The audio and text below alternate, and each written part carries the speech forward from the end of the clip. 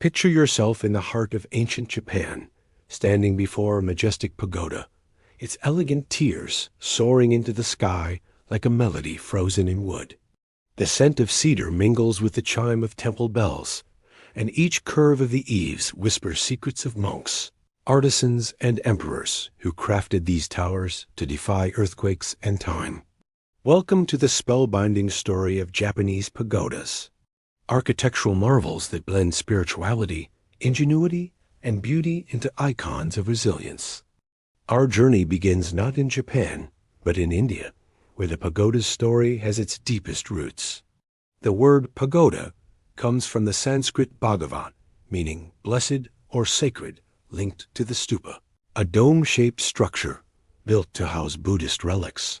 Stupas, like those at Sanchi from the 3rd century BCE, were simple mounds at first, but over time they evolved into towering forms in China, where they were called ta.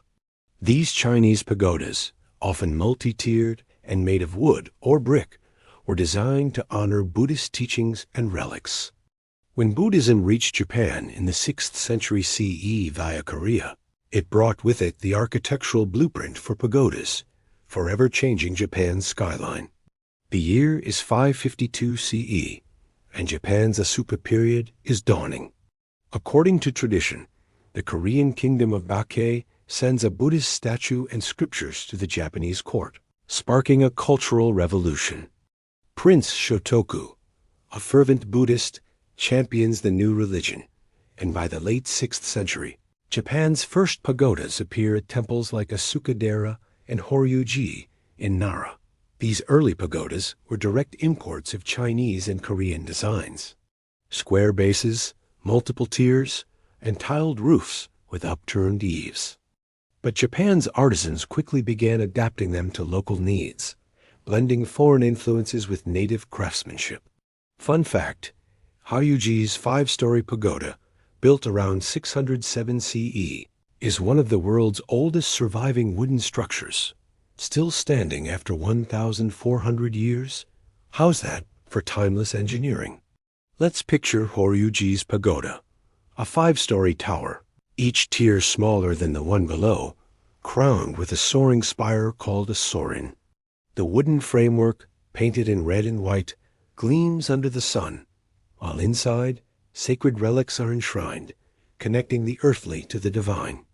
The pagoda's design isn't just aesthetic, it's symbolic. In Buddhist cosmology, the 5 tiers often represent the elements: earth, water, fire, wind, and void.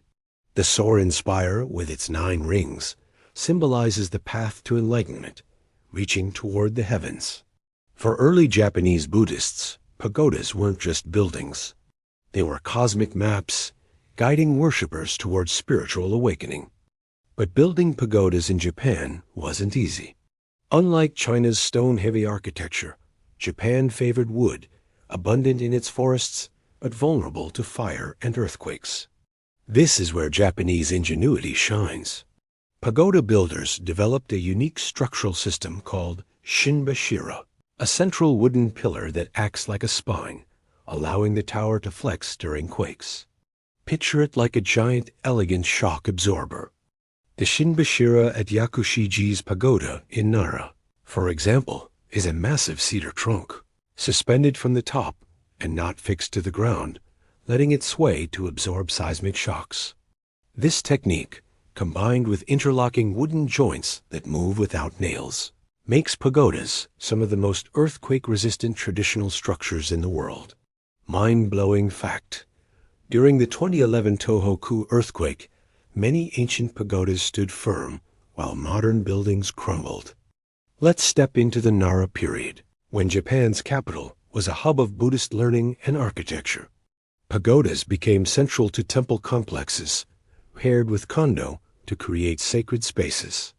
Temples like Tadaiji, home to the great Buddha, featured towering pagodas, though Tadaiji's original 7-story pagoda, destroyed by fire, was never rebuilt. The Nara period saw pagodas as symbols of imperial power, with Empress Koken and others commissioning grand temples to legitimize their rule. But these structures weren't just for show. They were community hubs where monks prayed, artisans worked, and locals gathered for festivals. Imagine the scene: monks chanting sutras, incense curling skyward, and the pagoda's silhouette looming over Nara's wooden cityscape. By the Heian period, pagodas were evolving. Japan's new capital, Kyoto, embraced refined aesthetics, and pagodas became more elegant, with slimmer profiles and intricate details. The three-story pagoda at Dagoji, built in 951, reflects this shift, with delicate eaves and a harmonious balance that feels almost poetic. This period also saw the rise of esoteric Buddhism, particularly Shingon and Tendai sects, which infused pagodas with deeper symbolism. Some pagodas, like those at Mount Koya, were built as Tohoto, single-story towers with rounded roofs, blending stupa and pagoda styles. These structures were often used for meditation, their intimate interiors fostering a sense of spiritual focus. Here's a quirky tidbit. During the Heian period, pagodas were so revered that some nobles believed climbing one could grant divine favor. One aristocrat reportedly scaled a pagoda to pray for a son, though history doesn't say if he got his wish. Pagodas also became literary muses, appearing in poems and diaries, like the tale of Genji, where their beauty symbolized fleeting human life, a nod to wabi-sabi aesthetics. The Kamakura period brought samurai rule and new challenges. Wars and fires destroyed many pagodas, but the period also saw innovations. The Daito at Kofuku-ji in Nara, rebuilt after a fire, used advanced joinery techniques to enhance durability. Craftsmen, known as miya-daiku, were the unsung heroes of pagoda construction. These artisans, trained in secret techniques passed down through generations, used no nails, relying instead on precise cuts and interlocking joints. Imagine a miya-daiku chiseling a cedar beam by lantern light. Each cut a prayer for the pagoda's longevity. Their skill was so revered that some were said to commune with spirits to ensure their work pleased the gods. Let's talk materials. Japanese pagodas were typically built from hinoki, prized for its strength and resistance to rot. The wood was often aged for years to enhance durability, and some pagodas, like Yakushi-ji's, used trees felled from sacred forests. Roofs were tiled with ceramic or, in early days, wooden shingles, curved to shed rain and symbolize grace. The sorin spire, often topped with a jewel-like finial, was made of bronze or iron, gleaming like a beacon. Fun fact: the sorin at Tsuji's pagoda in Kyoto weighs over a ton, yet it's balanced so precisely that it sways in harmony with the tower during quakes. The Muromachi period was a turbulent time, with civil wars and shifting power. Pagodas became fewer as resources dwindled, but those built were masterpieces. The five-story pagoda at Kofuku-ji, rebuilt in 1426, is a prime example, its elegant proportions reflecting Zen's influence. Zen Buddhism, with its minimalist ethos, shaped pagoda design, favoring simplicity over ornamentation. Some pagodas, like those at Zen temples, were smaller, designed for contemplation rather than grandeur. This period also saw pagodas as cultural symbols, with warlords like Ashikaga Yoshimitsu commissioning them to signal piety and power. By the Edo period, Japan was at peace, and pagodas flourished as part of temple renovations. The Tokugawa shogunate supported Buddhism, and pagodas were rebuilt or restored with meticulous care. The three-story pagoda at Kaniji in Tokyo, built in 1639, shows Edo-era flair with its vibrant colors and sturdy base. This period also saw pagodas integrated into urban landscapes, with temples like Senso-ji in Asakusa drawing crowds. Pagodas became tourist attractions, with merchants selling woodblock prints of famous towers. Imagine Edo townsfolk flocking to a temple fair, the pagoda's silhouette framed against a festival sky, lanterns swaying in the breeze. Here's an intriguing fact. Some Edo-era pagodas were built with hidden chambers to store relics or protect sacred texts during fires. At Horyu-ji, archaeologists found ancient sutras tucked inside the shinbashira, proving pagodas were literal time capsules. This period also saw pagodas as fire lookouts, their height perfect for spotting blazes in wooden cities. Some even had bells or gongs to signal alarms, blending spirituality with practicality. The Meiji era brought challenges as Japan modernized and embraced Western influences. The government's push for Shinto as the state religion led to Hebusu Kishaku, a movement that saw Buddhist temples and pagodas neglected or destroyed. Yet many pagodas survived, thanks to their cultural value. The Meiji government later recognized their importance, designating pagodas like Horyu-ji's as national treasures. Restoration efforts began, with artisans studying ancient techniques to preserve these wooden giants. By the 20th century, pagodas were symbols of Japan's heritage, drawing scholars and tourists alike. Let's explore the craftsmanship behind pagodas. Building one was a community effort involving carpenters, blacksmiths, tilers, and monks. The process began with selecting a site, often aligned with feng shui principles, to harmonize with the landscape. Trees were felled in winter, when sap levels were low, to ensure durability. Carpenters used tools like the sumitsubo and kana to craft joints so tight they held for centuries.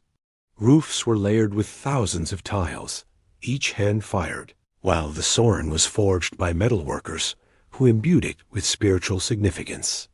Monks blessed the structure at every stage, from foundation to finial, ensuring divine protection. Pagodas also reflect Japan's spiritual landscape. In Shinto, trees and mountains are sacred, and pagodas, built from wood and mimicking natural forms, bridge Buddhist and Shinto beliefs. Their placement in temple complexes often follows sacred geometry, aligning with cardinal directions or nearby mountains.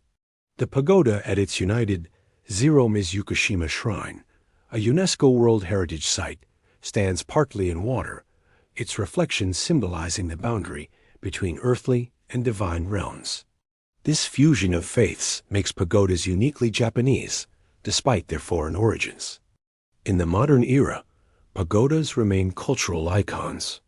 The 5-story pagoda at Senso-ji, rebuilt after World War II bombings, draws millions of visitors yearly. New pagodas are rare, but traditional techniques are preserved by miya-daiku, like those at Nara's Kofuku-ji. Some modern pagodas, like the one at Tokyo Skytree's base, blend old and new, honoring tradition while embracing innovation. Fun fact: in 2018, a pagoda in Kyoto was fitted with LED lights for a festival, turning it into a glowing beacon, proof that pagodas adapt to the times. Globally, Japanese pagodas have inspired architects and artists. The pagoda-style roof at Frank Lloyd Wright's Imperial Hotel in Tokyo shows their influence, while pagoda gardens in places like San Francisco or London recreate their serenity. In Japan, pagodas are backdrops for cherry blossom festivals, tea ceremonies, and weddings, tying past to present. They've even popped up in pop culture, from anime like Inuyasha to games like The Legend of Zelda, where their iconic shapes evoke mystery and tradition. Why do pagodas endure? They're more than architecture. They're stories in wood, embodying Japan's resilience, spirituality, and artistry. Each tier, each joint, each spire tells of a culture that values harmony with nature, reverence for the divine, and mastery of craft. In a world of steel and glass, pagodas remind us of the beauty of impermanence, the strength of tradition, and the power of human ingenuity. And there you have it, the towering, soulful history of Japanese pagodas, from Buddhist imports to cultural treasures. They've withstood earthquakes, wars, and time, standing as testaments to Japan's spirit. Share below, and let's keep the legacy of these wooden wonders alive. Stand tall, and let's explore more stories that shape our world.